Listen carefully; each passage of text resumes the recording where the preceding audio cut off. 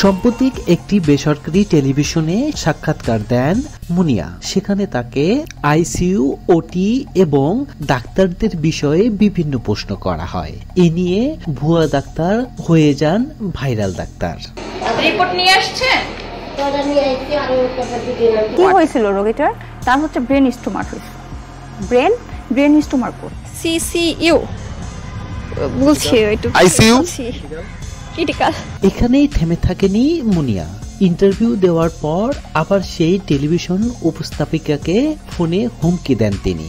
14 মিনিটের video upload করছো, তাও একটা খারাপ একটা ভিডিও। এখন তোমাদের নাগরিক চ্যানেল কি হবে এবার চিন্তা করো। দেখো আমি কি করি, এবার দেখবা খালি শুধু। অন্যদিকে নিজেকে গাইনি ডাক্তার বললেও গাইনি বিষয়ে ন্যূনতম ধারণা নেই, পাশাপাশি তার শিক্ষাগত যোগ্যতা নিয়ে প্রশ্ন উঠেছে। Gynae department. এমবিবিএস এর ফুল মিনিংটা কি?